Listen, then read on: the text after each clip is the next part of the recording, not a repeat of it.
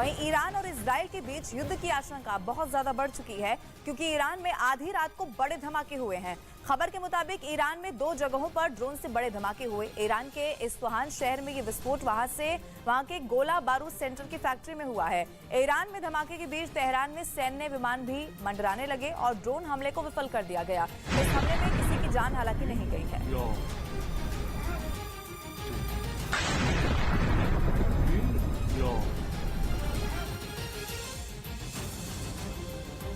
तो देखिए 2 तस्वीरें इस वक्त आपके टीवी स्क्रीन पर आप देख रहे हैं। ईरान के इस्फहान से तस्वीर सामने आई। आधी रात को बताया जा रहा है कि गोला बारूद फैक्ट्री में बड़ा ब्लास्ट हुआ, जिसकी आवाज दूर तक सुनाई दी। ईरान और इजराइल में युद्ध की आशंका बहुत ज्यादा बढ़ चुकी है। आधी रात की ये तस्वीर है जहां पर बड़े हमले हुए। गोला बारूद एक फैक्ट्री जहां पर बड़ा ब्लास्ट किया गया और इस ब्लास्ट से अगर आपका क्रेडिट स्कोर कम है तो बैंक लोन छोड़िए, शादी के लिए लड़की भी नहीं मिलेगी। क्रेडिट स्कोर इम्प्रूव करना है तो फ्रीडम ऐप को अभी डाउनलोड करो।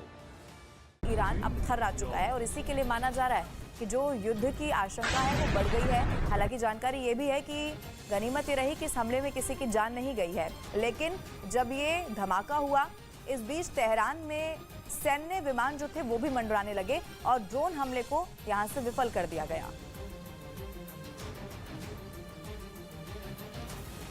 तो ईरान के इस्फहान शहर की जो तस्वीरें इस वक्त आपके टीवी स्क्रीन पर हैं, आप देख रहे हैं। आधी रात को ड्रोन से हमला किया गया। एक गोला बारूद सेंटर बताया जा रहा है, उसकी ये फैक्ट्री थी जिसमें ये जो ब्लास्ट है वो किया गया। अच्छा, इसकी लपटें जो हैं वो दूर से ही तस्वीरों के जरिए समझी और देखी जा सकती है। 3 अलग अलग तस्वीरें इस वक्त आपके टीवी स्क्रीन पर है। ईरान में कैसे ब्लास्ट हुआ, दूसरी तस्वीर में आप देखिए गोला बारूद सेंटर पर यह हमला किया गया। ये वो जगह है जहां पर हमला किया गया और दूर से ही ये आग की लपटें उठती हुई नजर आ रही है।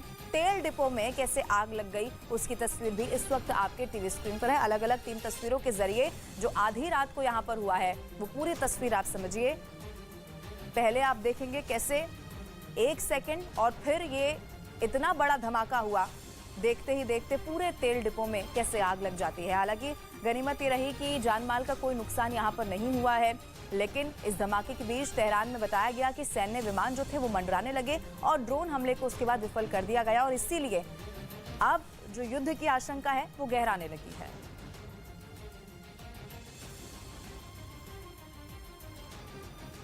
उधर इजराइल की राजधानी यरूशलेम में एक बार फिर से गोलीबारी से दहशत फैल गई है। आरोप यह है कि 13 साल के लड़के ने कुछ लोगों पर ताबड़तोड़ गोलियां बरसा दी,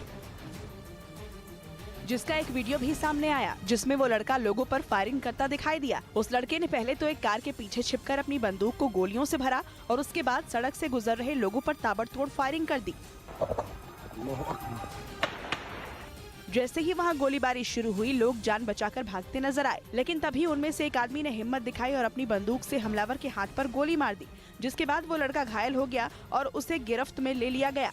इस फायरिंग में 2 लोग घायल हो गए जिन्हें अस्पताल में भर्ती करवाया गया। साथ ही गोलीबारी करने वाले लड़के का भी इलाज चल रहा है। एक दिन पहले भी यरूशलेम में फायरिंग की घटना सामने आई थी, जिसमें 7 लोगों की जान चली गई थी, जबकि 10 लोग घायल हो गए थे।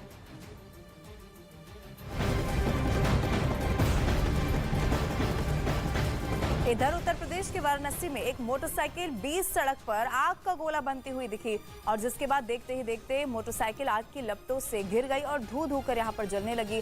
आग की ऊंची ऊंची लपटों को देख आसपास के लोगों में हड़कंप मच गया और कुछ देर के लिए ट्रैफिक व्यवस्था भी यहाँ पर थम गई। मोटरसाइकिल के मालिक का दावा है कि सड़क के किनारे खड़ी मोटरसाइकिल को जैसे ही स्टार्ट करने के लिए चाबी लगाई, वैसे ही मोटरसाइकिल में आग लग गई।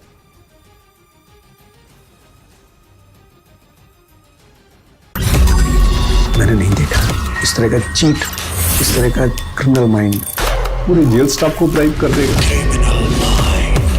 मैं सोच भी नहीं सकता था। गवर्नमेंट फंक्शनरी को इम्पर्सनेट करता था, आवाजें बदलता था। टारगेट भी बहुत पावरफुल धनवान लोगों को करता है।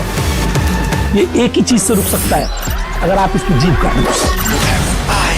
न्यूज चैनलों के इतिहास में पहली बार न्यूज 18 इंडिया की web series FIR number 208 streaming 3 February 9 PM